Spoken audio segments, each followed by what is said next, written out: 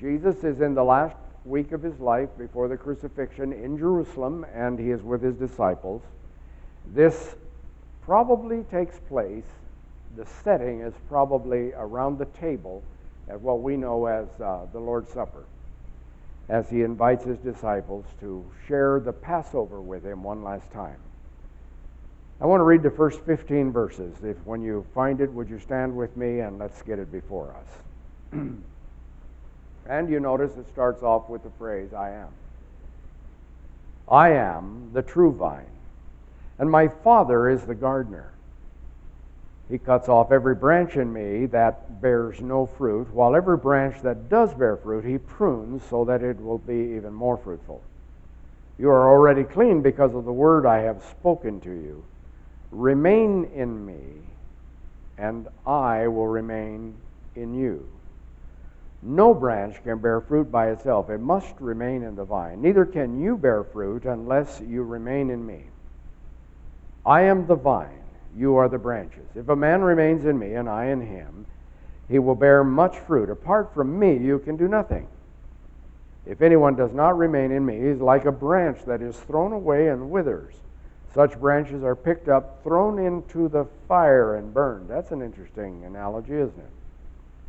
If you remain in me and my words remain in you, ask whatever you wish and it will be given you. This is to my Father's glory that you bear much fruit, showing yourselves to be my disciples. As the Father has loved me, so have I loved you. Now remain in my love. If you obey my commands, you will remain in my love, just as I have obeyed my Father's commands and remain in his love. I have told you this so that my joy may be in you and that your joy may be complete. My command is this: love each other as I have loved you. Greater love has no one than this, that he lay down his life for his friends. You are my friends if you do what I command. I no longer call you servants, because a servant does not know his master's business. Instead, I have called you friends. For everything that I learned from my Father, I have made known to you. Father, what a beautiful passage. And as we think of a vine and realize the lessons Jesus is drawing from them, may you teach us how to live well in him. And I ask it in Jesus' name. Amen. You may be seated. Did you notice that there's a phrase here about being clean? I got an insight this past week. I am resourced by some Hebrew rabbis on Hebrew words. Every week they send me a word, and they have repeated some now. I think I have 150 words or more in my computer that I've been collecting with their help. But the one that came this week has to do with without blemish, and it's a Hebrew word. But the idea of without blemish, Jesus uses, and we translate what Jesus said as, be perfect even as your Father in heaven is perfect. And everybody says, well, how can you be perfect? We're not perfect. I hear people saying, I'm a sinner, I'm not perfect. Well, Jesus said, be perfect. But the thought that he's using when he says be perfect is from the Hebrew word without blemish. So the idea is when you brought a sacrifice to God, you were to pick a lamb, either from the sheep or the goats, that was without blemish. The word without blemish in Hebrew means without a defect. It's whole or complete. It is perfect in the sense that it is a nice lamb. Not that it is absolutely perfect and doesn't have a gray hair or some silly thing like that. But and it's not absolute perfection. It is a wholeness perfection. And so that's what the Bible requires. The question is, how in the world do you get there? And the answer is that we are cleansed by his word. And in this passage, I notice that Jesus is using that same analogy, that he's cleansing us by his word. What a beautiful concept. And as I soak in the word, my mind is cleansed. My body is cleansed because I don't have the cravings for all the wrong things that I had before I was satisfied in Him, so to speak. So here we have this concept of the vineyard now that Jesus is going to talk to us about. And when I think about the vine and the vineyard, they are symbols that roll through the Old Testament particularly, in the New Testament we have it on occasion. In Israel, you'll find symbols. They were emblazoned on the temple, and they are carved in some of the, what do they call those things, the columns and the capitals and different kinds of things. They often had vineyards and grapes carved on them. You read things like this: "Restore us, O God Almighty. You brought a vine out of Egypt. You drove out the nations and planted it. You cleared the ground for it, and it took root and filled the land." King David writing a hymn about that, talking about Israel being brought out as a vine and planted in a place that we know as Israel today. Some call it Palestine. We call it the Holy Land. Or Isaiah talks about the vineyard of the Lord is the house of Israel. And I'm just going to lift out a few of these. There are lots of them. Ezekiel is specific. Excuse me. Tickle in my throat that's going to kill me here. Ezekiel talks about Israel being a vine. And Hosea, an interesting story about ever-loving the backslider. And he talks about, oh, thank you, I probably need that. Israel is an empty vine, he says.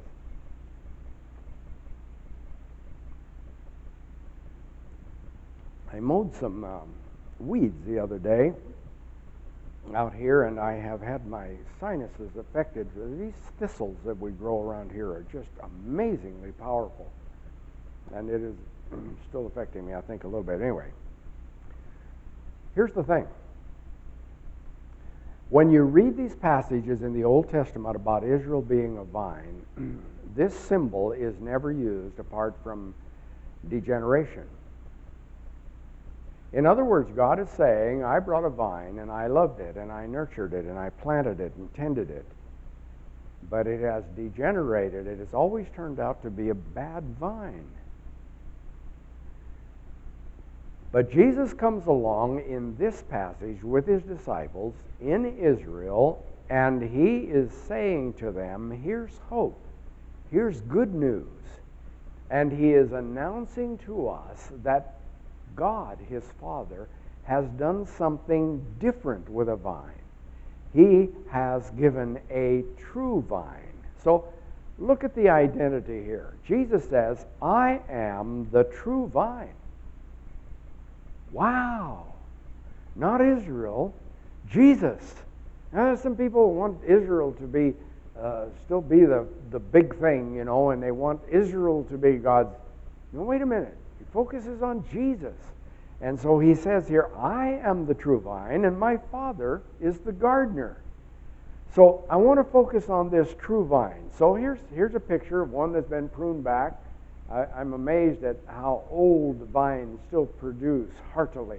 As I drove up to Bridgeport, Brewster yesterday, some of those apple orchards have gotten old. But they have been pruned back, and they haven't been allowed to grow so high that you can't reach the apples on them anymore. So what I find is that Israel is God's intended vine, but that it had never produced good fruit. It had not been faithful to God, and it had never walked uprightly before him, so to speak, so it hadn't satisfied its owner as it ought to have. And because of its badness, Israel had been abandoned. For 40 years before Jesus, the voice of the prophets no longer spoke for God. There was a time of silence and a time of not exile now from the land, but a time of separation between them and God. Not because God had gone anywhere, but because they had left him, and God let them alone and let them have their way until the time of Jesus. Jesus is very clear about his Father being the gardener. He's the one that comes along and lovingly looks at the plants, inspects them, prunes them, tends them, and of course harvests the grapes from them. So God planted Israel for his possession and his pleasure, we read in the Bible. But because Israel would not, he had abandoned it. Now he comes along, and Jesus has been given us. So the Father has planted another vine, and Jesus is that true vine. What's beautiful to me is that you and I are included in this picture as branches. Now, what is a branch? Well, I have some grapevines, and I cut one. Now, this was supposed to have some moisture in it, but boy, I tell you, it got hot yesterday. These are the little buds. Can you see? They're kind of dried up because I had to come over here on Thursday, so it's been a long time, and it got separated. But this would have been a fruit-bearing branch. This one is not. So a vine has a number of branches, and so this one is dead. This one, I've got two of them here. This one is dead. Okay, that one needed to be cut off a year ago. This one was alive, and it's just a sucker. It's not going to produce any fruit. It has no buds on it. This one has some buds on this branch, but not on this one. So I'm not a vine dresser, all right? I'm not a gardener. But any good gardener would have come along last fall and pruned these kind of branches off so that this kind of branch could flourish. And if you don't take these branches off, they simply suck life out of the vine, and it can't grow as much fruit. Does that make sense? So you cut every sucker branch off. I was invited one time down to Grandview, and we had a dentist in the church, our church down there, who had a vineyard, and he took me out to his vineyard and showed me. It's absolutely amazing, the science of growing grapes. And he said, Ron, we're approaching harvest of the grapes, and so every 2 hours I will go out, or have someone go out, and measure. They will take a soil sample, and we can tell when the grape is ripe by the nutrients that are sucked out of the soil. So we will take soil samples, and as the nutrients in the soil change, we monitor the ripening of the grape. Isn't that interesting?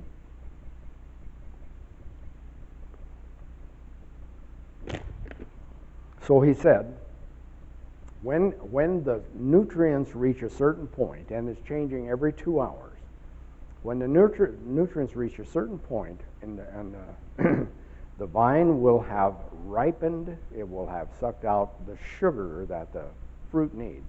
And we will walk in, we have machines that pick the grapes today. I couldn't believe it, but they have machines that pick the grapes. And then they were making Welch's grape juice, not the hard stuff out of this kind of stuff. But anyway, he said, after we harvest, we will then go in, and we have to do this manually. We cannot do it with a machine.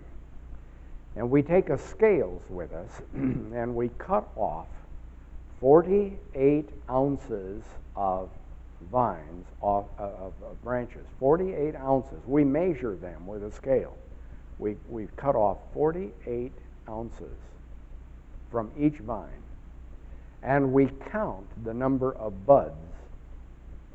And I forget what number, but we count the number of buds that we always leave. It is a very precise science. I didn't realize that it was so intense. Now, God our Father is the gardener, and he knows exactly what to do.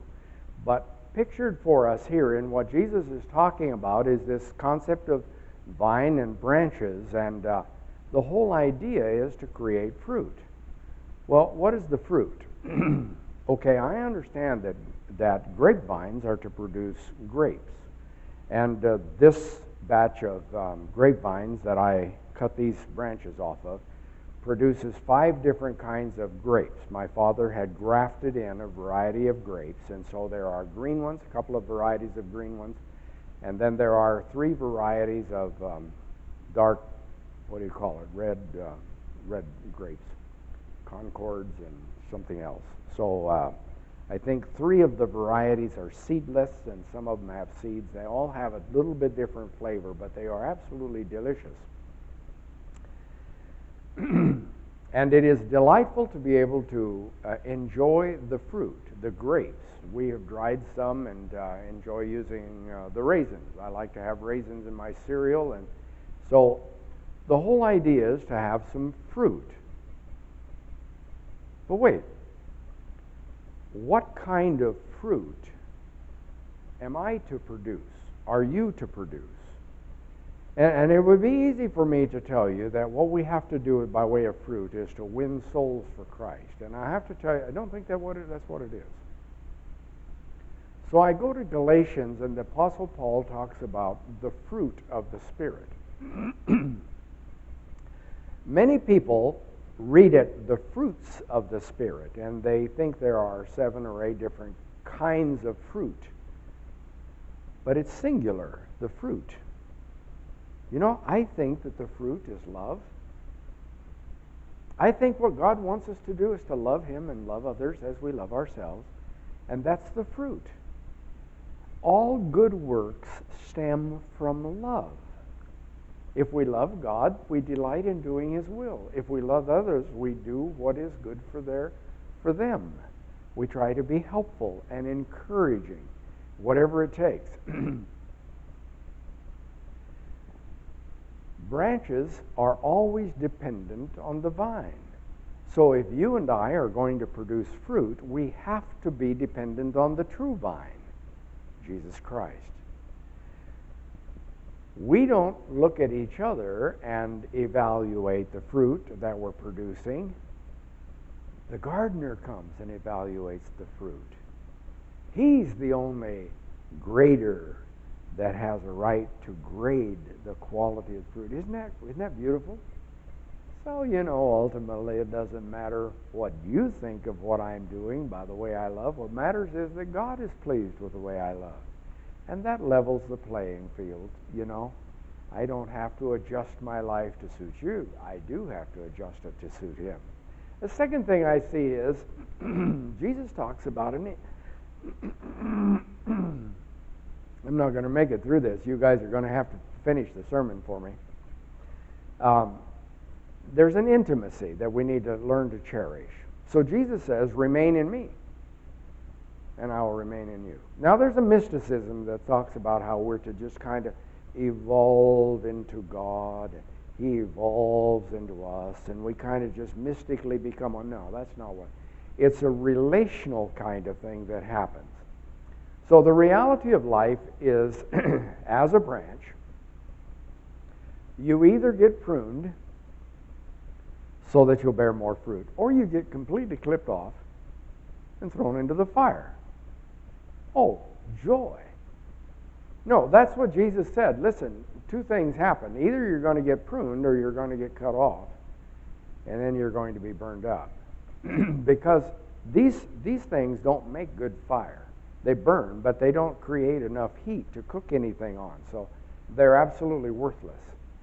But each branch apparently is accountable for its choice of whether to bear fruit or not. Now, I looked at this vine that I cut these off of, and it didn't look like these branches were making a choice, but Jesus says that you and I as the branches are making a choice.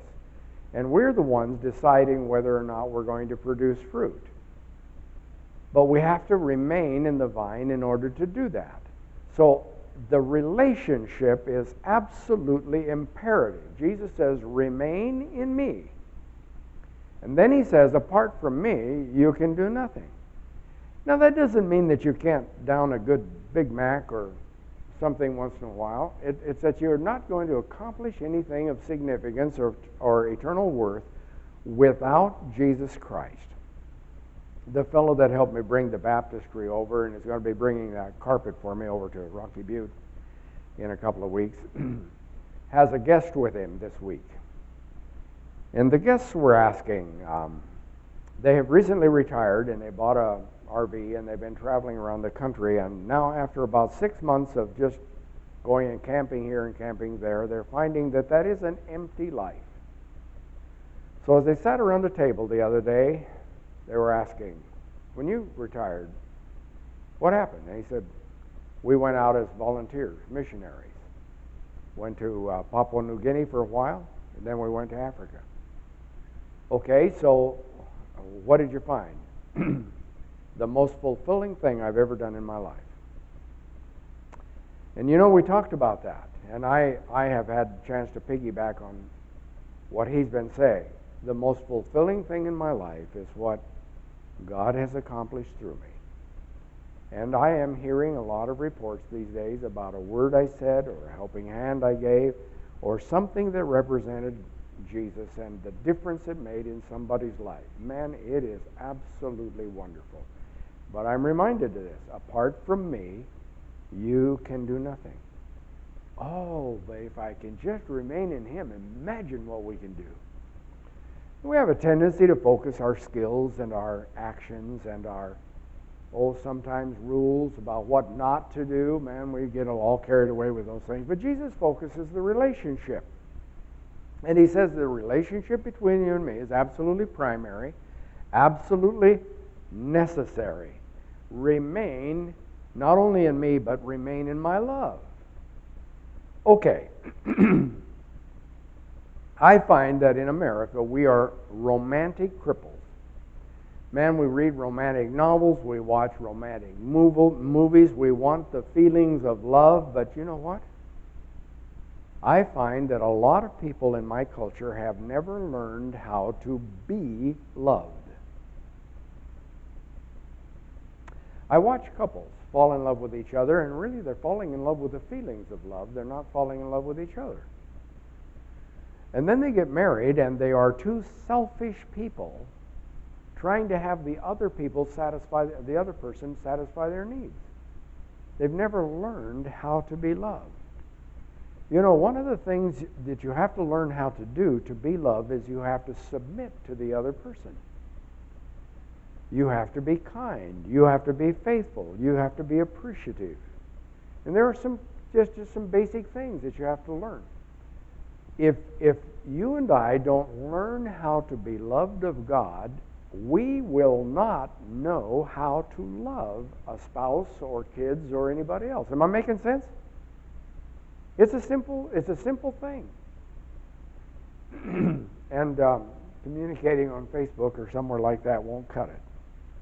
We got to learn how to be loved. So what I find is that we like the feelings of love, but it's hard for us to accept love. I was mentioning in Sunday school class, Tim Remington, my friend over there, who has a Good Samaritan rehab centers, and he has helped about 450 people get off drugs, and that multiplies. If you have 2 to 3 kids per person, you can imagine how many people he is salvaging by his faithful help with addictions of alcohol and drugs. But what they're finding is that people don't know how to be loved. They won't even let you love them. And they test your love over and over again, trying to get you to blow up at them like everyone else has, get you to throw them away like everyone else has, because they feel so unworthy of it. But as they soak in the love of God and the love of God's people, the barriers come down, and it's amazing what happens. Because you see, love is consuming. If I'm going to love you, it's going to cost me something. If I'm going to let you love me, it's going to consume me. I'm going to need you before long. I'm going to want to be around you. And so we don't like to be consumed.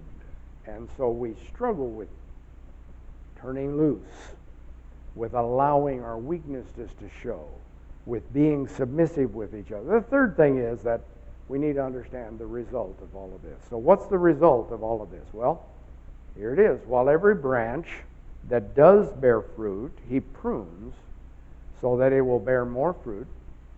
Wow. Okay.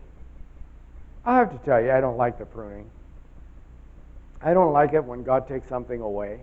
I don't like when God spanks me for something that I did wrong. I don't like it when I'm sick for a while. All of those things can be some of the pruning that happens in me. But there needs to be a faithfulness in all of this. If a man remains in me and I in him, he will bear much fruit. Okay. That's the secret. But to be honest with you, I don't know how to do that well. It takes a lifetime of learning how to remain in him, how to have a relationship with him that's real, that's honest, that's faithful, all of those kinds of things. What about answers to prayer?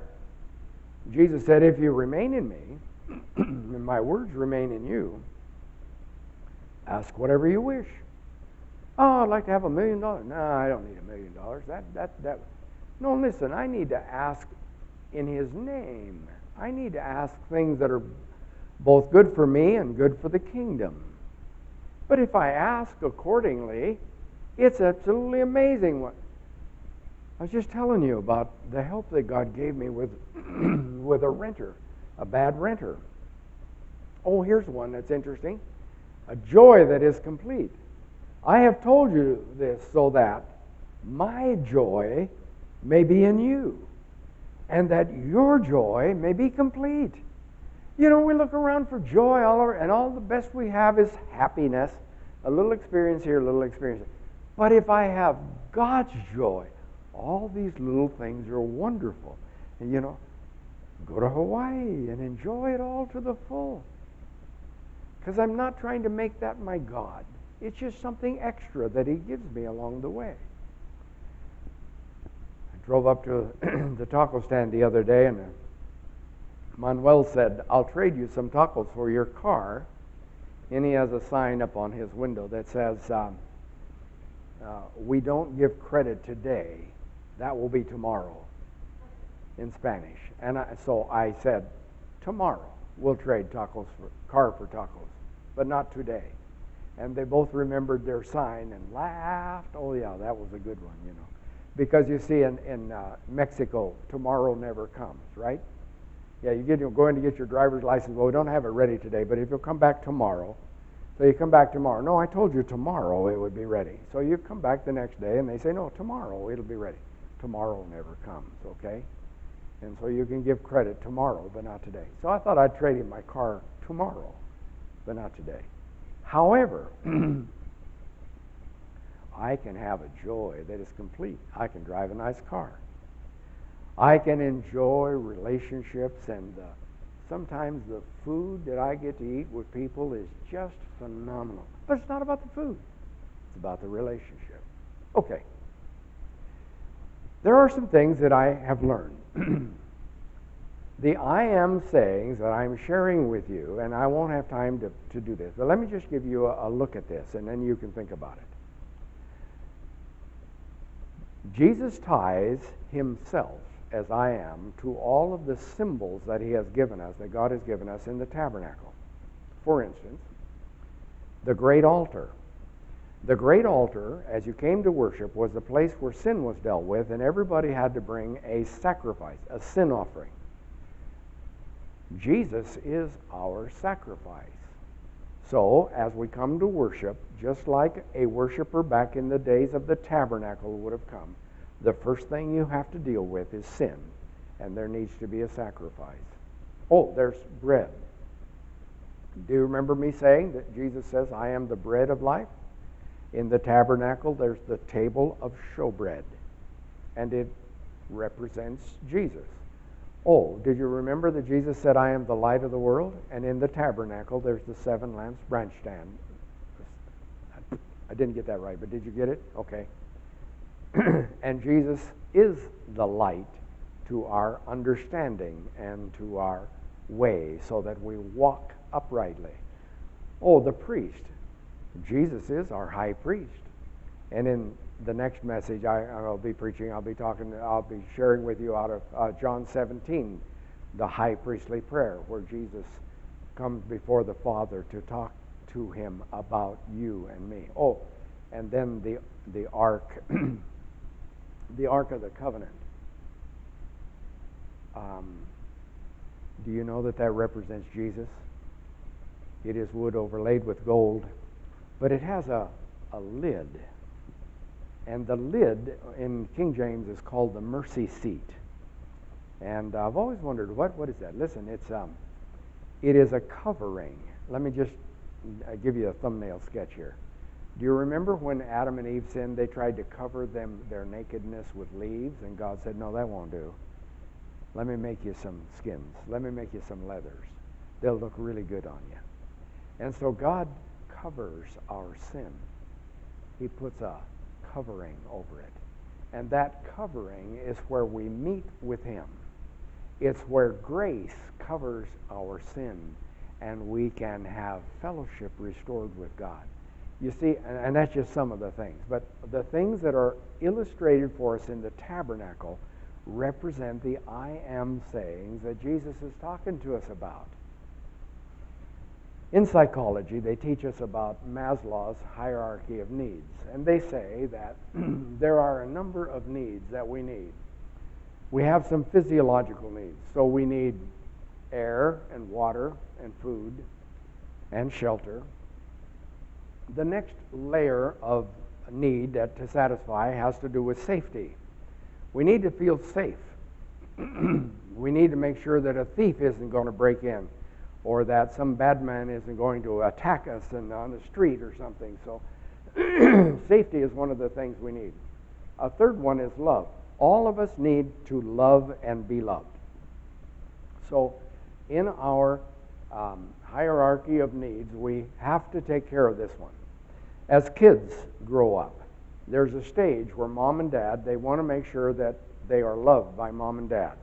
But before long, they're out trying to make sure that they're accepted by their peers. And so in grade school and then in junior high, this becomes critical to be accepted by peers. When we get out in the job market, we're looking for acceptance for our skills and for what we have to offer and some of those kind of things. But they never fully satisfy until we're loved by God. So this layer is critical, and Jesus is talking about it here. Another one is self-esteem. Jesus said we're to love our neighbor as ourselves. But you know, if we don't love ourselves, that limits how much we can love another person. And so we got to get this one satisfied. And then the last one, of course, up here is self-actualization, and that is where you accomplish something. You feel like that you have contributed, left a better world. And all of us have a hierarchy of needs, and we're working on whichever one is not satisfied at the lowest level. And then we can't move up to the other one until we get that one satisfied. So you learn about all these in psychology, and I come to all this and I find that, you know what? My hierarchy of needs is satisfied in Jesus Christ. And He asks me simply to remain in Him so that I can bear much fruit. Wow! What a privilege. What a joy. So, the beginning point is always Jesus. And what I find is that in Him everything comes together beautifully. Judy, come and lead us in a closing song, would you?